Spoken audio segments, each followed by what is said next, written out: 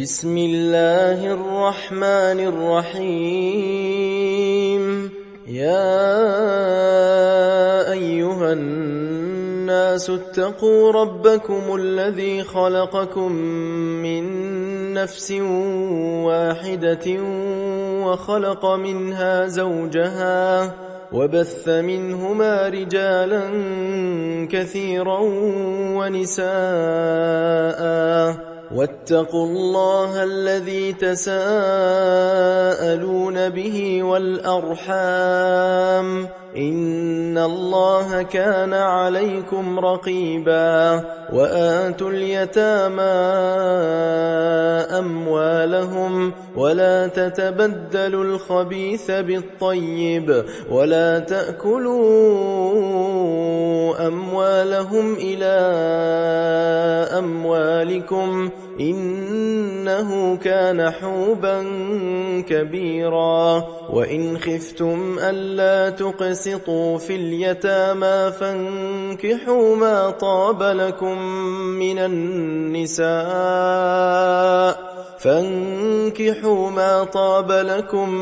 من النساء مثنى وثلاث ورباع، فإن خفتم ألا تعدلوا فواحدة أو ما ملكت أيمانكم ذلك أدنى ألا تعولوا. وآتوا النساء صدقاتهن نحلة، فإن طبن لكم عن شيء منه نفسا فكلوه هنيئا مريئا. ولا تؤتوا السفهاء أموالكم التي جعل الله لكم قياما وارزقوهم فيها واكسوهم وقولوا لهم قولا معروفا. وابتلوا اليتامى حتى إذا بلغوا النكاح فإن آنستم منهم رشدا فادفعوا إليهم أموالهم ولا تأكلوها إسرافا وبدارا أن يكبروا. ومن كان غنيا فليستعفف ومن كان فقيرا فليأكل بالمعروف. فإذا دفعتم إليهم أموالهم فأشهدوا عليهم وكفى بالله حسيبا. للرجال نصيب مما ترك الوالدان والأقربون وللنساء نصيب مما ترك الوالدان والأقربون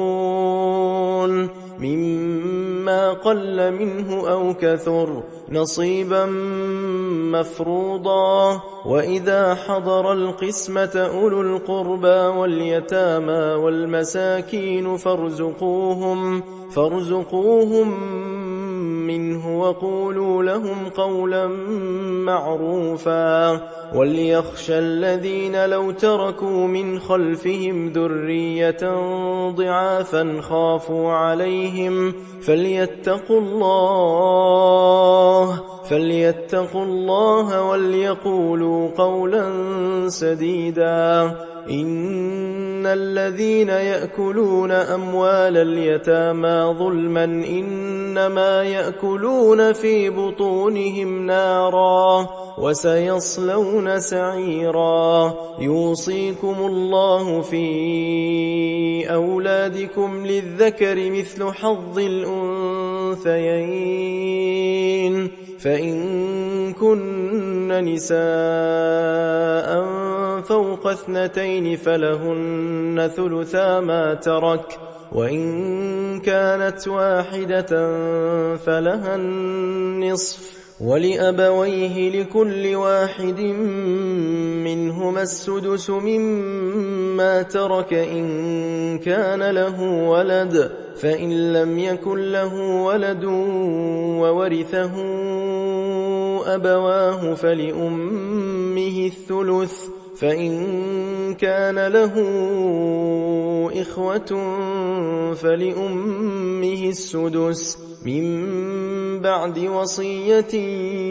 يوصي بها أو دين. آباؤكم وأبناؤكم لا تدرون أيهم أقرب لكم نفعا فريضة من الله إن الله كان عليما حكيما. ولكم نصف ما ترك أزواجكم إن لم يكن لهن ولد فإن كان لهن ولد فلكم الربع مما تركن من بعد وصية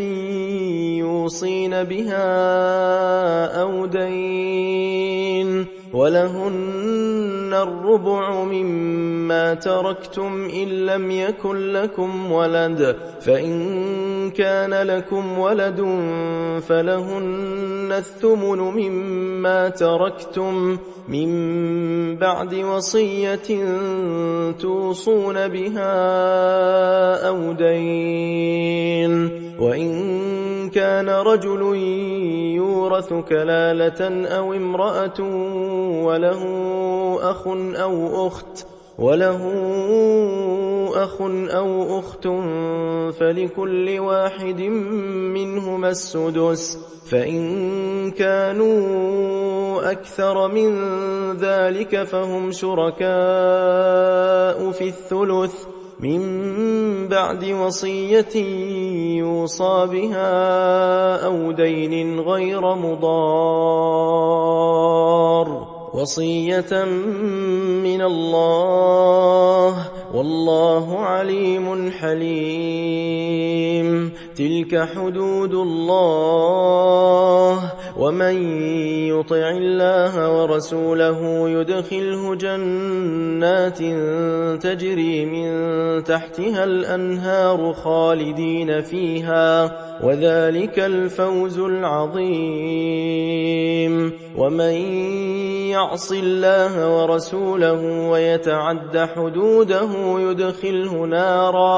يدخله نارا خالدا فيها وله عذاب مهين. واللاتي يأتين الفاحشة من نسائكم فاستشهدوا عليهن 4 منكم فإن شهدوا فأمسكوهن في البيوت حتى يتوفاهن الموت أو يجعل الله لهن سبيلا. واللذان يأتيانها منكم فآذوهما فإن تابا وأصلحا فأعرضوا عنهما إن الله كان توابا رحيما. إنما التوبة على الله للذين يعملون السوء بجهالة ثم يتوبون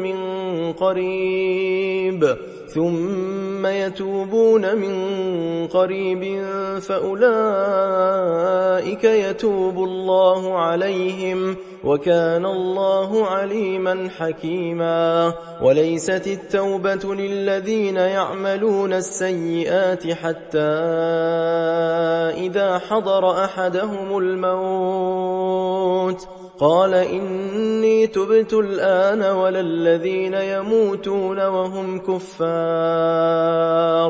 أولئك أعتدنا لهم عذابا أليما. يا أيها الذين آمنوا لا يحل لكم أن ترثوا النساء كرها ولا تعضلوهن لتذهبوا ببعض ما آتيتموهن إلا أن يأتين بفاحشة مبينة وعاشروهن بالمعروف فإن كرهتموهن فعسى أن تكرهوا شيئا ويجعل الله فيه خيرا كثيرا. وإن أردتم استبدال زوج مكان زوج وآتيتم إحداهن قنطارا فلا تأخذوا منه شيئا أتأخذونه بهتانا وإثما مبينا وكيف تأخذونه وقد أفضى بعضكم إلى بعض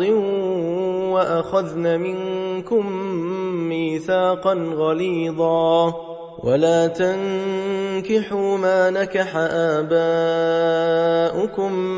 من النساء إلا ما قد سلف إنه كان فاحشة ومقتا وساء سبيلا. حرمت عليكم أمهاتكم وبناتكم وأخواتكم وعماتكم وخالاتكم وبنات الأخ وبنات الأخت وأمهاتكم اللاتي أرضعنكم وأخواتكم من الرضاعة وأمهات نسائكم وربائبكم اللاتي في حجوركم من نسائكم اللاتي دخلتم بهن فإن لم تكونوا دخلتم بهن فلا جناح عليكم وحلائل أبنائكم الذين من أصلابكم وأن تجمعوا بين الأختين إلا ما قد سلف إن الله كان غفورا رحيما. والمحصنات من النساء إلا ما ملكت أيمانكم كتاب الله عليكم وأحل لكم ما وراء ذلكم أن تبتغوا بأموالكم محصنين غير مسافحين فما استمتعتم به منهن فآتوهن أجورهن فريضة ولا جناح عليكم فيما تراضيتم به من بعد الفريضة إن الله كان عليما حكيما. ومن لم يستطع منكم طولا أن ينكح المحصنات المؤمنات فمما ملكت أيمانكم من فتياتكم المؤمنات والله أعلم بإيمانكم بعضكم من بعض فانكحوهن بإذن أهلهن وآتوهن أجورهن بالمعروف محصنات غير مسافحات ولا متخذات أخدان فإذا أحصن فإن أتين بفاحشة فعليهن نصف ما على المحصنات من العذاب ذلك لمن خشي العنة منكم وأن تصبروا خير لكم والله غفور رحيم يريد الله ليبين لكم ويهديكم سنن الذين من قبلكم ويتوب عليكم، والله عليم حكيم. والله يريد أن يتوب عليكم ويريد الذين يتبعون الشهوات أن تميلوا ميلا عظيما. يريد الله أن يخفف عنكم وخلق الإنسان ضعيفا. يا أيها الذين آمنوا لا تأكلوا أموالكم بينكم بالباطل إلا أن تكون تجارة عن تراض منكم، ولا تقتلوا أنفسكم إن الله كان بكم رحيما. ومن يفعل ذلك عدوانا وظلما فسوف نصليه نارا وكان ذلك على الله يسيرا. إن تجتنبوا كبائر ما تنهون عنه نكفر عنكم سيئاتكم وندخلكم مدخلا كريما. ولا تتمنوا ما فضل الله به بعضكم على بعض، للرجال نصيب مما اكتسبوا وللنساء نصيب مما اكتسبن، واسألوا الله من فضله إن الله كان بكل شيء عليما. ولكل جعلنا موالي مما ترك الوالدان والأقربون والذين عقدت أيمانكم فآتوهم نصيبهم إن الله كان على كل شيء شهيدا. الرجال قوامون على النساء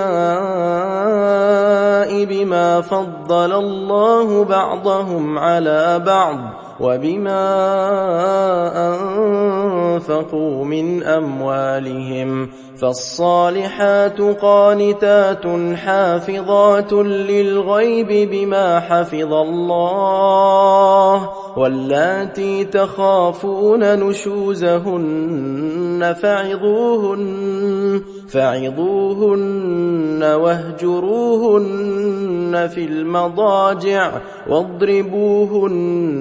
فإن أطعنكم فلا تبغوا عليهن سبيلا، إن الله كان عليا كبيرا. وإن خفتم شقاق بينهما فابعثوا حكما من أهله وحكما من أهلها إن يريدا إصلاحا يوفق الله بينهما، إن الله كان عليما خبيرا. واعبدوا الله ولا تشركوا به شيئا وبالوالدين إحسانا وبذي القربى واليتامى والمساكين والجار ذي القربى والجار الجنب والصاحب بالجنب وابن السبيل وما ملكت أيمانكم، إن الله لا يحب من كان مختالا فخورا. الذين يبخلون ويأمرون الناس بالبخل ويكتمون ما آتاهم الله من فضله وأعتدنا للكافرين عذابا مهينا.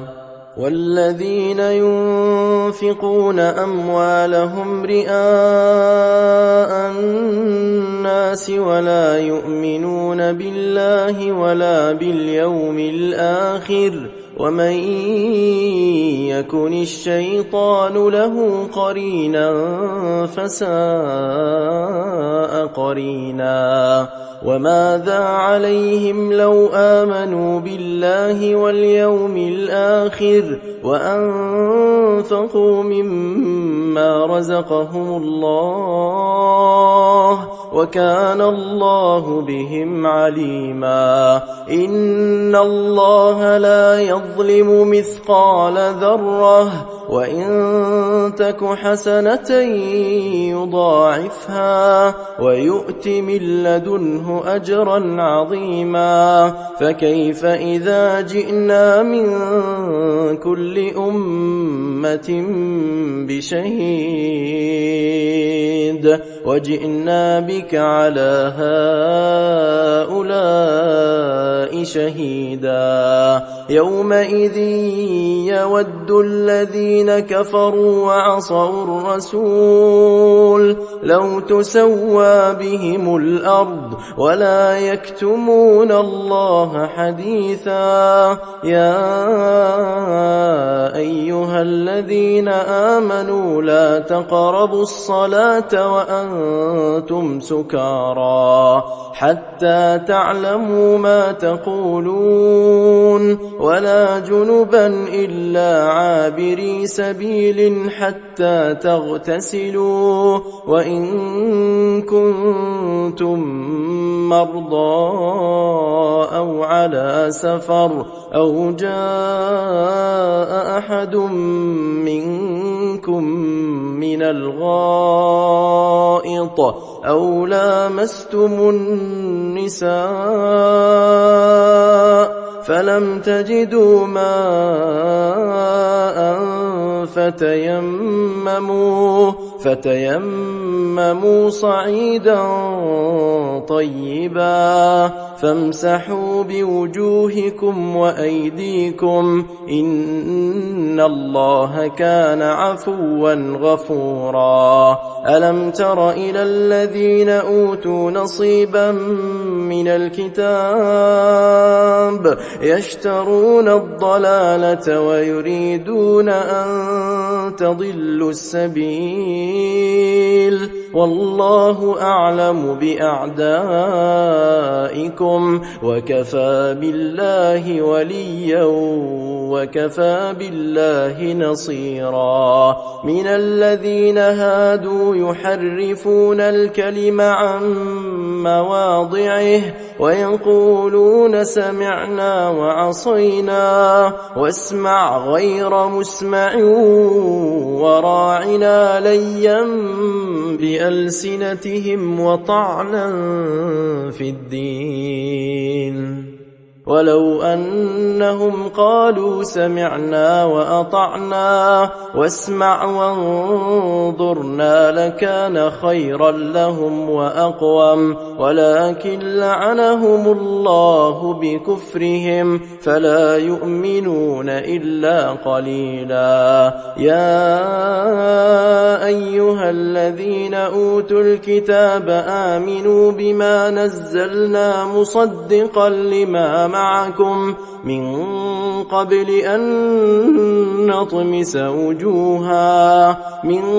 قبل أن نطمس وجوها فنردها على أدبارها أو نلعنهم كما لعنا أصحاب السبت وكان أمر الله مفعولا إن الله لا يغفر أن يشرك به ويغفر ما دون ذلك لمن يشاء ومن يشرك بالله فقد افترى إثما عظيما ألم تر إلى الذين يزكون أنفسهم بل الله يزكي من يشاء ولا يظلمون فتيلا انظر كيف يفترون على الله الكذب وكفى به إثما مبينا ألم تر إلى الذين أوتوا نصيبا من الكتاب يؤمنون بالجبت والطاغوت ويقولون للذين كفروا هؤلاء أهدى من الذين آمنوا سبيلا أولئك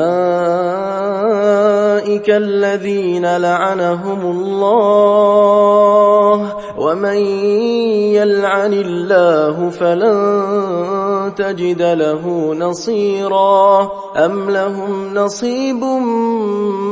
من الملك فإذا لا يؤتون الناس نقيرا أم يحسدون الناس على ما آتاهم الله من فضله فقد آتينا آل إبراهيم الكتاب والحكمة وآتيناهم ملكا عظيما فمنهم من آمن به ومنهم من صد عنه وكفى بجهنم سعيرا إن الذين كفروا بآياتنا سوف نصليهم نارا كلما نضجت جلودهم بدلناهم جلودا غيرها ليذوقوا العذاب إن الله كان عزيزا حكيما والذين آمنوا وعملوا الصالحات سندخلهم جنات تجري من تحتها الأنهار خالدين فيها أبدا لهم فيها أزواج مطهرة وندخلهم ظلا ظليلا إن الله يأمركم أن تؤدوا الأمانات إلى أهلها وإذا حكمتم بين الناس أن تحكموا بالعدل إن الله نعم ما يعظكم به إن الله كان سميعا بصيرا يا أيها الذين آمنوا أطيعوا الله وأطيعوا الرسول وأولي الأمر منكم فإن تنازعتم في شيء فردوه إلى الله والرسول إن كنتم تؤمنون بالله واليوم الآخر ذلك خير وأحسن تأويلا ألم تر إلى الذين يزعمون أنهم آمنوا بما أنزل إليك وما أنزل من قبلك يريدون أن يتحاكموا إلى الطاغوت وقد أمروا أن يكفروا به ويريد الشيطان أن يضلهم ضلالا بعيدا وإذا قيل لهم تعالوا إلى ما أنزل الله وإلى الرسول رأيت المنافقين يصدون عنك صدودا فكيف إذا أصابتهم مصيبة بما قدمت أيديهم ثم جاءوك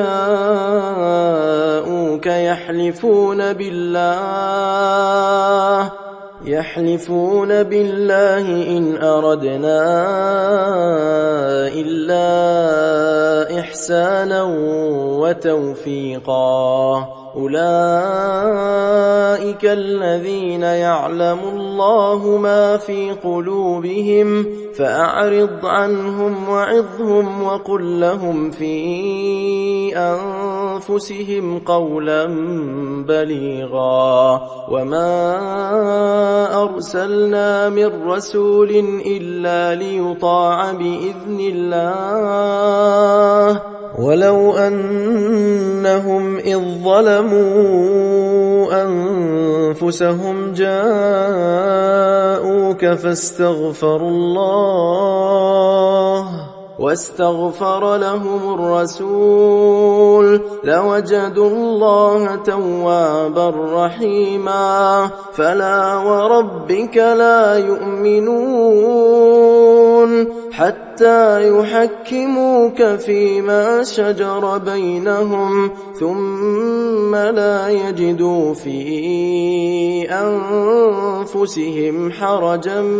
مما قضيت ويسلموا تسليما ولو أنا كتبنا عليهم أن اقتلوا أنفسكم أو اخرجوا من دياركم ما فعلوه إلا قليل منهم ولو أنهم فعلوا ما يوعظون به لكان خيرا لهم وأشد تثبيتا وإذا لآتيناهم من لدنا أجرا عظيما ولهديناهم صراطا مستقيما ومن يطع الله والرسول فأولئك مع الذين أنعم الله عليهم من النبيين والصديقين والشهداء والصالحين وحسن أولئك رفيقا ذلك الفضل من الله وكفى بالله عليما يا أيها الذين آمنوا خذوا حذركم فانفروا ثبات أو انفروا جميعا وإن منكم لمن ليبطئن فإن أصابتكم مصيبة قال قد أنعم الله علي إذ لم أكن معهم شهيدا ولئن أصابكم فضل من الله ليقولن كأن لم تكن بينكم وبينه مودة يا ليتني كنت معهم فأفوز فوزا عظيما فليقاتل في سبيل الله الذين يشرون الحياة الدنيا بالآخرة ومن يقاتل في سبيل الله فيقتل أو يغلب فسوف نؤتيه أجرا عظيما وما لكم لا تقاتلون في سبيل الله والمستضعفين من الرجال والنساء والولدان الذين يقولون ربنا أخرجنا من هذه القرية الظالم أهلها واجعل لنا من لدنك وليا واجعل لنا من لدنك نصيرا الذين آمنوا يقاتلون في سبيل الله والذين كفروا يقاتلون في سبيل الطاغوت فقاتلوا أولياء الشيطان إن كيد الشيطان كان ضعيفا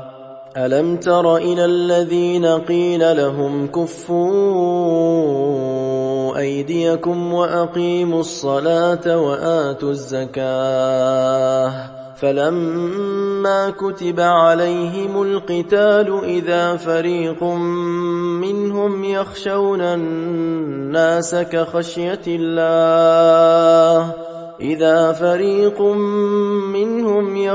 الناس كخشية الله أو أشد خشية وقالوا ربنا لم كتبت علينا القتال لولا أخرتنا إلى أجل قريب قل متاع الدنيا قليل والآخرة خير لمن اتقى ولا تظلمون فتيلا أينما تكونوا يدرككم الموت ولو كنتم في بروج مشيدة وإن تصبهم حسنة يقولوا هذه من عند الله وإن تصبهم سيئة يقولوا هذه من عندك قل كل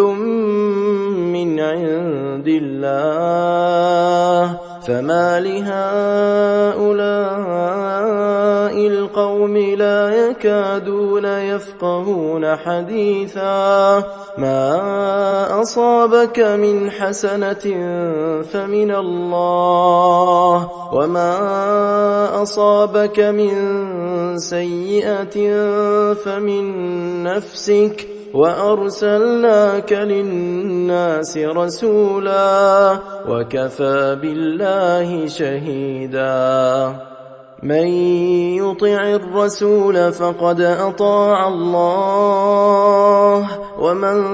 تولى فما أرسلناك عليهم حفيظا ويقولون طاعة فإذا برزوا من عندك بيت طائفة منهم غير الذي تقول والله يكتب ما يبيتون فأعرض عنهم وتوكل على الله وكفى بالله وكيلا أفلا يتدبرون القرآن ولو كان من عند غير الله لوجدوا فيه اختلافا كثيرا وإذا جاءهم أمر من الأمن أو الخوف أذاعوا به ولو ردوه إلى الرسول وإلى أولي الأمر منهم لعلمه الذين يستنبطونه منهم ولولا فضل الله عليكم ورحمته لاتبعتم الشيطان إلا قليلا فقاتل في سبيل الله لا تكلف إلا نفسك وحرض المؤمنين عسى الله أن يكف بأس الذين كفروا والله أشد بأسا وأشد تنكيلا من يشفع شفاعة حسنة يكن له نصيب منها ومن يشفع شفاعة سيئة يكن له كفل منها وكان الله على كل شيء مقيتا وإذا حييتم بتحية فحيوا بأحسن منها أو ردوها إن الله كان على كل شيء حسيبا. الله لا إله إلا هو ليجمعنكم إلى يوم القيامة لا ريب فيه ومن أصدق من الله حديثا. فما لكم في المنافقين فئتين والله أركسهم بما كسبوا أتريدون أن تهدوا من أضل الله ومن يضلل الله فلن تجد له سبيلا. ودوا لو تكفرون كما كفروا فتكونون سواء فلا تتخذوا منهم أولياء حتى يهاجروا في سبيل الله فإن تولوا فخذوهم واقتلوهم حيث وجدتموهم ولا تتخذوا منهم وليا ولا نصيرا إلا الذين يصلون إلى قوم بينكم وبينهم ميثاق أو جاءوكم حصرت صدورهم أن يقاتلوكم أو يقاتلوا قومهم ولو شاء الله لسلطهم عليكم فلقاتلوكم فإن اعتزلوكم فلم يقاتلوكم وألقوا إليكم السلم فما جعل الله لكم عليهم سبيلا. ستجدون آخرين يريدون أن يأمنوكم ويأمنوا قومهم كلما ردوا إلى الفتنة أركسوا فيها فإن لم يعتزلوكم ويلقوا إليكم السلم ويكفوا أيديهم فخذوهم واقتلوهم حيث ثقفتموهم وأولئكم جعلنا لكم عليهم سلطانا مبينا. وما كان لمؤمن أن يقتل مؤمنا إلا خطأ ومن قتل مؤمنا خطأ فتحرير رقبة مؤمنة ودية مسلمة إلى أهله إلا أن يصدقوا فإن كان من قوم عدو لكم وهو مؤمن فتحرير رقبة مؤمنة وإن كان من قوم بينكم وبينهم ميثاق فدية مسلمة إلى أهله وتحرير رقبة مؤمنة فمن لم يجد فصيام شهرين متتابعين توبة من الله وكان الله عليما حكيما. ومن يقتل مؤمنا متعمدا فجزاؤه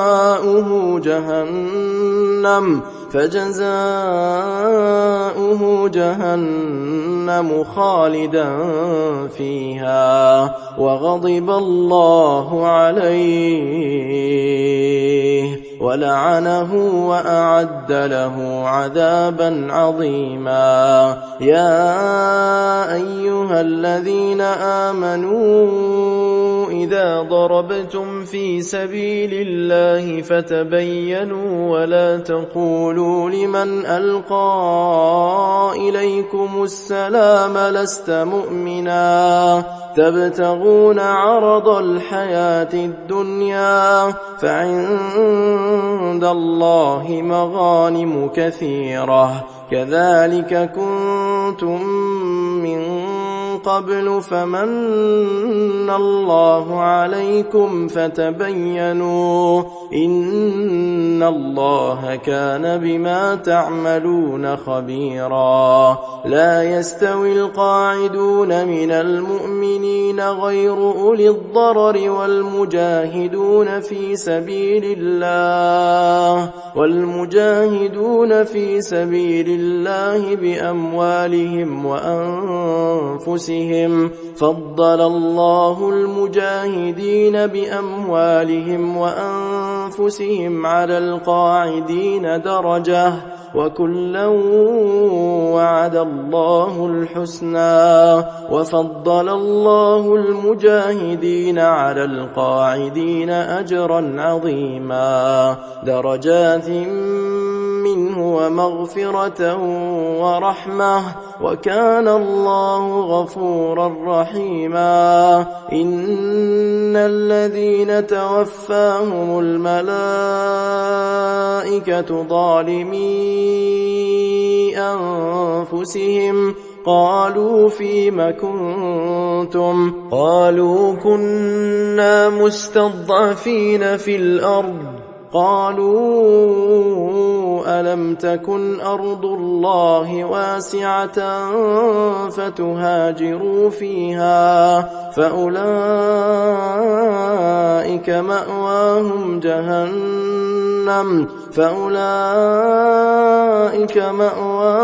جهنم وساءت مصيرا إلا المستضعفين من الرجال والنساء والولدان لا يستطيعون حيلة ولا يهتدون سبيلا فأولئك عسى الله أن يعفو عنهم وكان الله عفوا غفورا ومن يهاجر في سبيل الله يجد في الأرض مراغما كثيرا وسعة ومن يخرج من بيته مهاجرا إلى الله ورسوله ثم يدركه الموت فقد وقع أجره على الله وكان الله غفورا رحيما وإذا ضربتم في الأرض فليس عليكم جناح أن تقصروا من الصلاة إن خفتم أن يفتنكم الذين كفروا إن الكافرين كانوا لكم عدوا مبينا وإذا كنت فيهم فأقمت لهم الصلاة فلتقم طائفة منهم معك وليأخذوا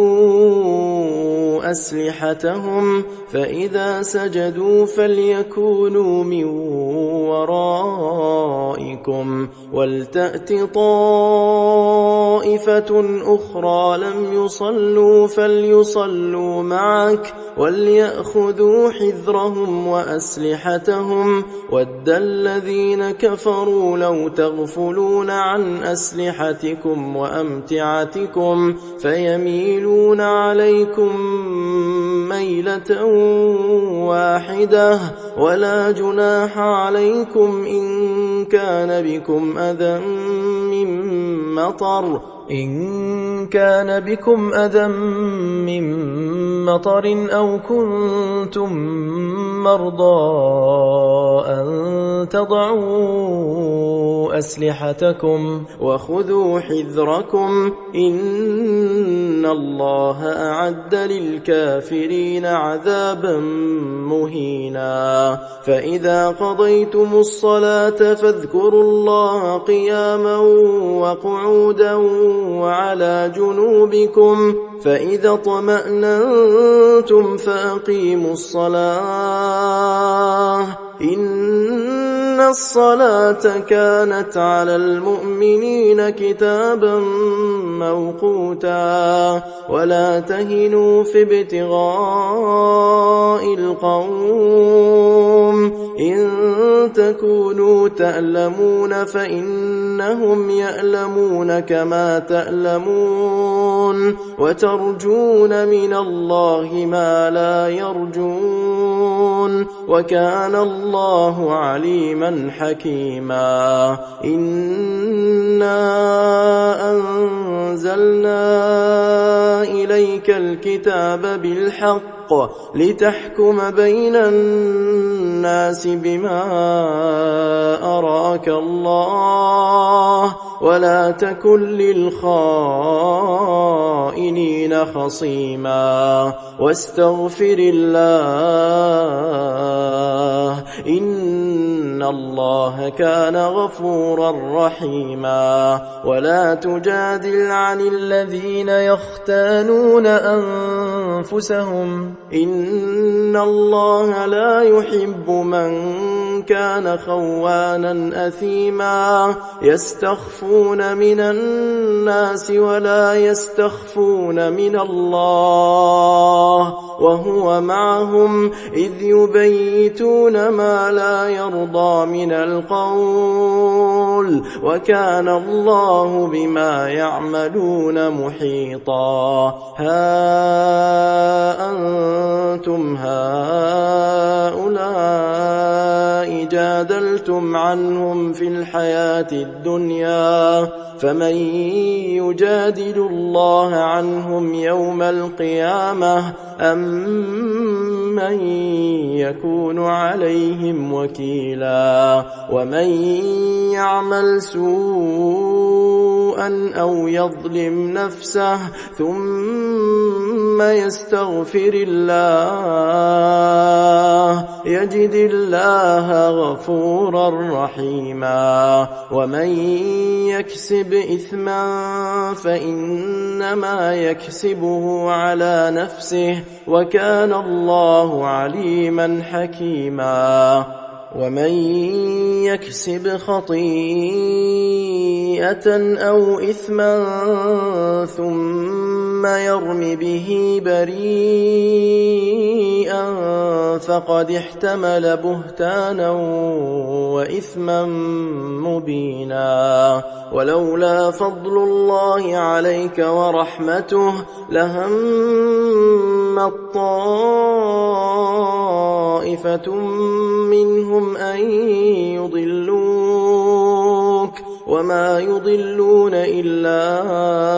أنفسهم وما يضرونك من شيء وأنزل الله عليك الكتاب والحكمة وعلمك ما لم تكن تعلم وكان فضل الله عليك عظيما لا خير في كثير من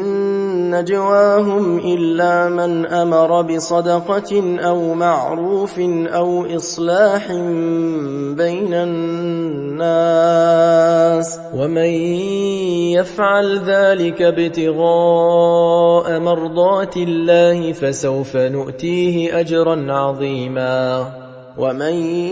يشاقق الرسول من بعد ما تبين له الهدى ويتبع غير سبيل المؤمنين نوله ما تولى ونصله جهنم وساءت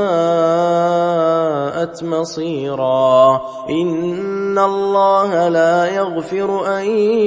يشرك به ويغفر ما دون ذلك لمن يشاء ومن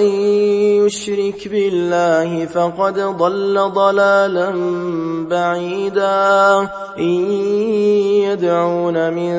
دونه إلا إناثا وإن يدعون إلا شيطانا مريدا لعنه الله وقال لأتخذن من عبادك نصيبا مفروضا ولأضلنهم ولأمنينهم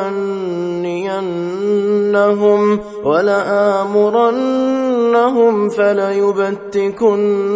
آذان الأنعام ولآمرنهم فليغيرن خلق الله ومن يتخذ الشيطان وليا من دون الله فقد خسر خسرانا مبينا يعدهم ويمنيهم وما يعدهم الشيطان إلا غرورا أولئك مأواهم جهنم ولا يجدون عنها محيصا والذين آمنوا وعملوا الصالحات سندخلهم جنات تجري من تحتها الأنهار خالدين فيها أبدا وعد الله حقا ومن أصدق من الله قيلا ليس بأمانيكم ولا أماني أهل الكتاب من يعمل سوءا يجز به ولا يجد له من دون الله وليا ولا نصيرا ومن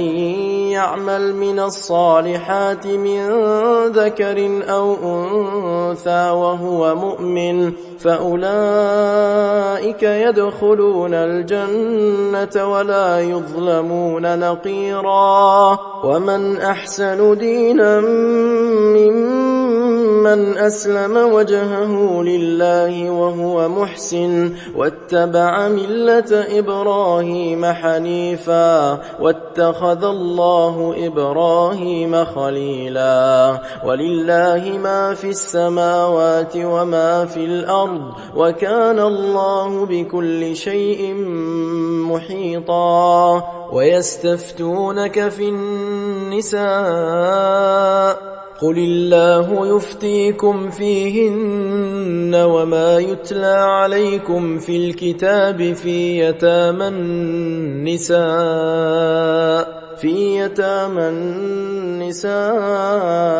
اللاتي لا تؤتونهن ما كتب لهن وترغبون أن تنكحوهن والمستضعفين من الولدان وأن تقوموا لليتامى بالقسط وما تفعلوا من خير فإن الله كان به عليما وإن امرأة خافت من بعلها نشوزا أو إعراضا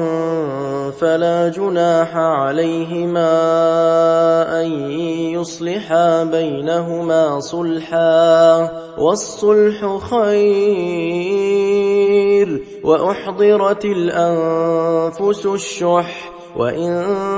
تحسنوا وتتقوا فإن الله كان بما تعملون خبيرا ولن تستطيعوا أن تعدلوا بين النساء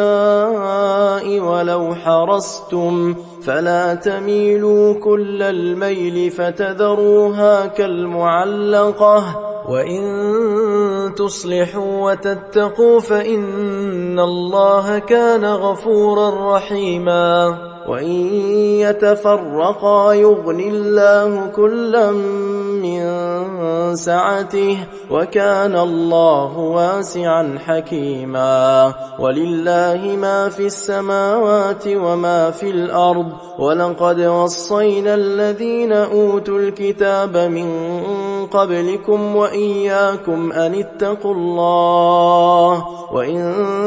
تكفروا فإن لله ما في السماوات وما في الأرض وكان الله غنيا حميدا ولله ما في السماوات وما في الأرض وكفى بالله وكيلا إن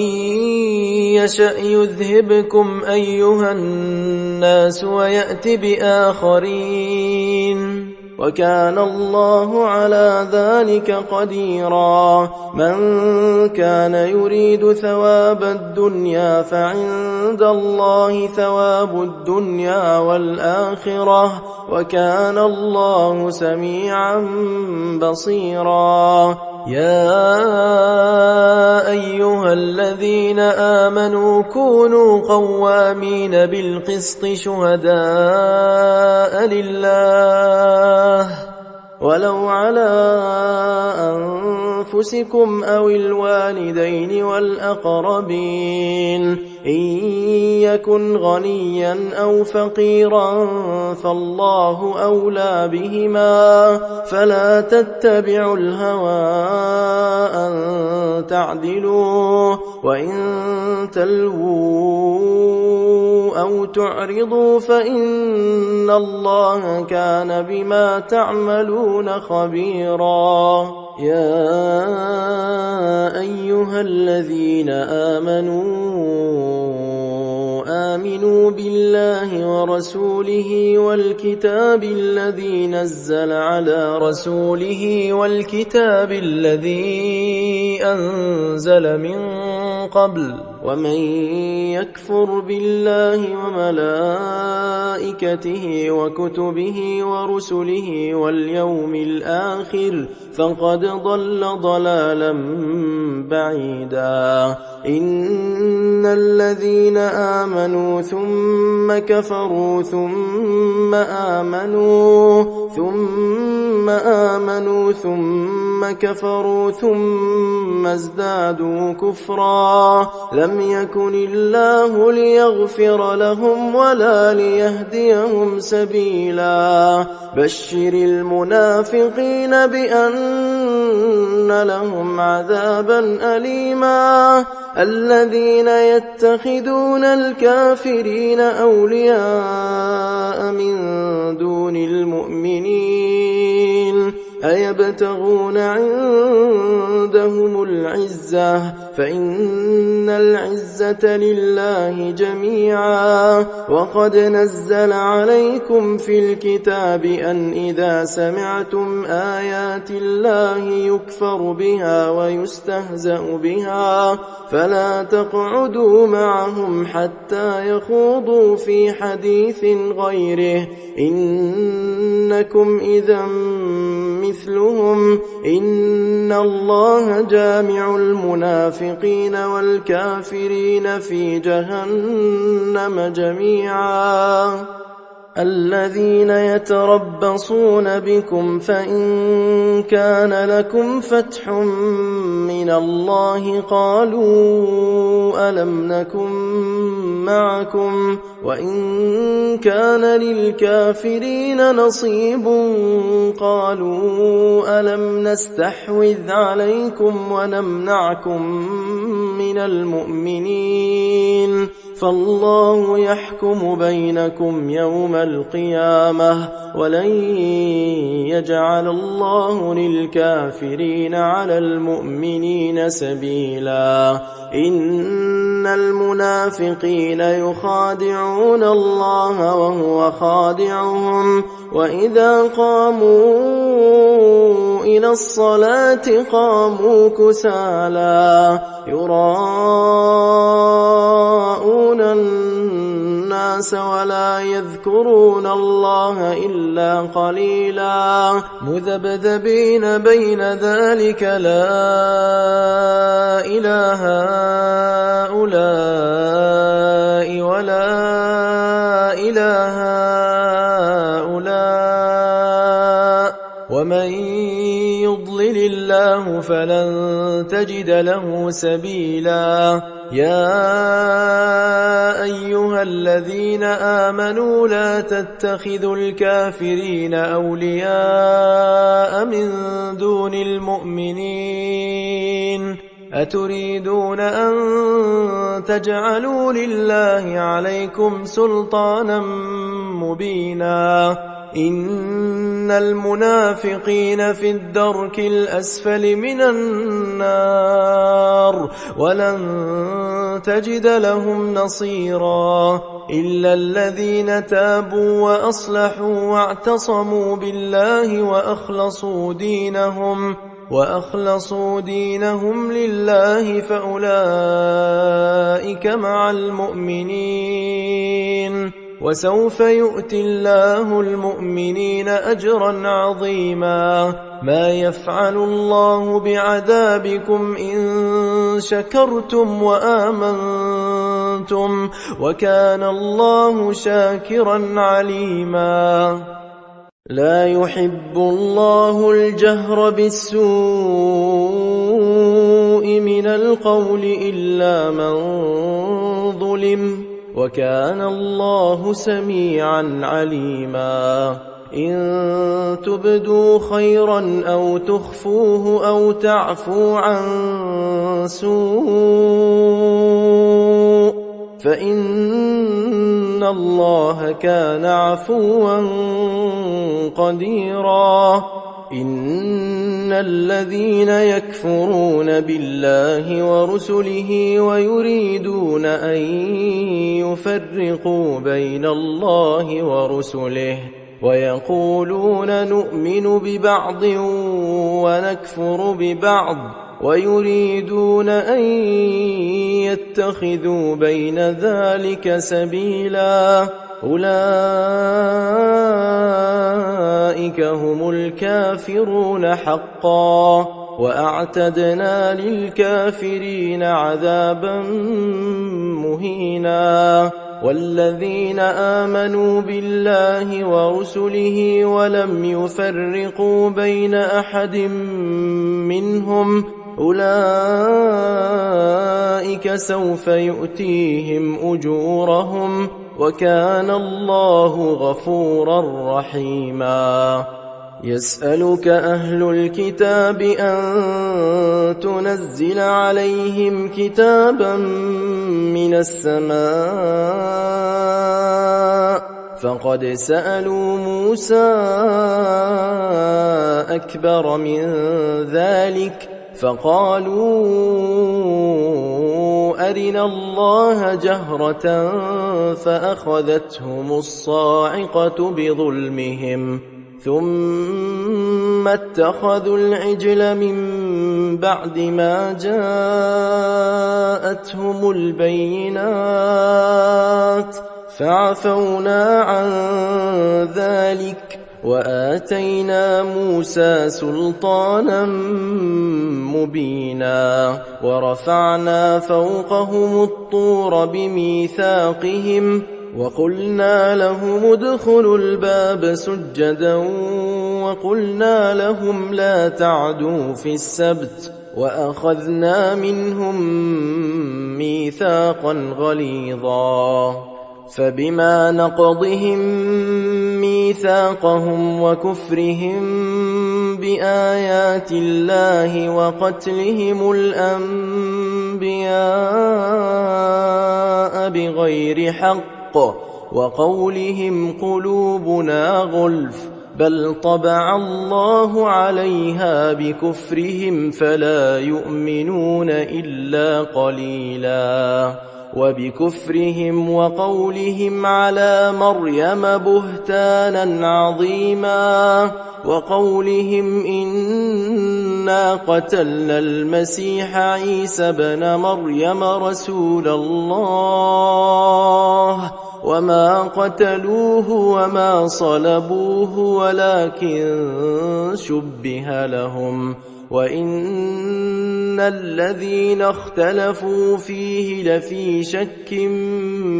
منه ما لهم به من علم إلا اتباع الظن وما قتلوه يقينا بل رفعه الله إليه وكان الله عزيزا حكيما وإن من أهل الكتاب إلا ليؤمنن به قبل موته ويوم القيامة يكون عليهم شهيدا فبظلم من الذين هادوا حرمنا عليهم طيبات أحلت لهم وبصدهم عن سبيل الله كثيرا وأخذهم الربا وقد نهوا عنه وأكلهم أموال الناس بالباطل وأعتدنا للكافرين منهم عذابا أليما لكن الراسخون في العلم منهم والمؤمنون يؤمنون بما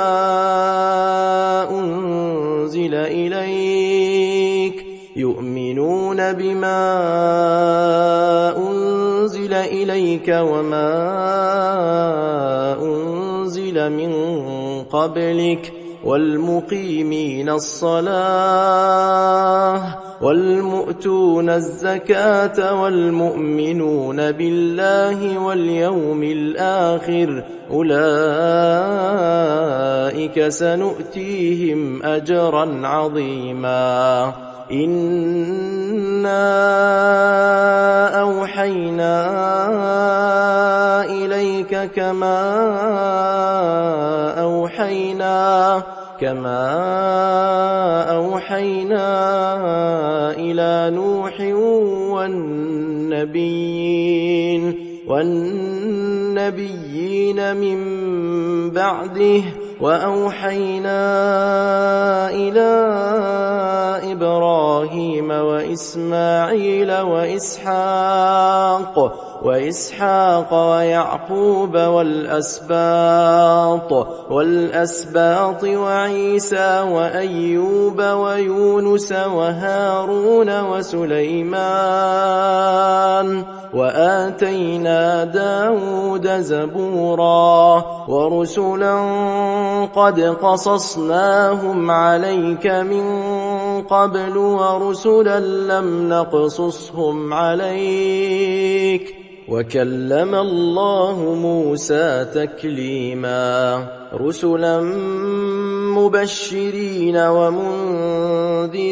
لئلا يكون للناس على الله حجة بعد الرسل وكان الله عزيزا حكيما لكن الله يشهد بما أنزل إليك أنزله بعلمه والملائكة يشهدون وكفى بالله شهيدا إن الذين كفروا وصدوا عن سبيل الله قد ضلوا ضلالا بعيدا إن الذين كفروا وظلموا لم يكن الله ليغفر لهم ولا ليهديهم طريقا إلا طريق جهنم خالدين فيها أبدا وكان ذلك على الله يسيرا يا أيها الناس قد جاءكم الرسول بالحق من ربكم فآمنوا خيرا لكم وإن تكفروا فإن لله ما في السماوات والأرض وكان الله عليما حكيما يا أهل الكتاب لا تغلوا في دينكم ولا تقولوا على الله إلا الحق إنما المسيح عيسى بن مريم رسول الله وكلمته ألقاها إلى مريم وروح منه فآمنوا بالله ورسله ولا تقولوا ثلاثة انتهوا خيرا لكم إنما الله إله واحد سبحانه أن يكون له ولد له ما في السماوات وما في الأرض وكفى بالله وكيلا لن يستنكف المسيح أن يكون عبدا لله ولا الملائكة المقربون ومن يستنكف عن عبادته ويستكبر فسيحشرهم إليه جميعا فأما الذين آمنوا وعملوا الصالحات فيوفيهم أجورهم ويزيدهم من فضله وأما الذين استنكفوا واستكبروا فيعذبهم عذابا أليما ولا يجدون لهم من دون الله وليا ولا نصيرا يا أيها الناس قد جاءكم برهان من ربكم وأنزلنا إليكم نورا مبينا فأما الذين آمنوا بالله واعتصموا به فسيدخلهم في رحمة منه وفضل ويهديهم إليه صراطا مستقيما يستفتونك قل الله يفتيكم في الكلالة إن امرؤ هلك ليس له ولد وله أخت فلها نصف ما ترك وهو يرثها إن لم يكن لها ولد فإن كانت اثنتين فلهما الثلثان مما ترك وإن كانوا إخوة رجالا ونساء فللذكر مثل حظ الأنثيين يبين الله لكم أن تضلوا والله بكل شيء عليم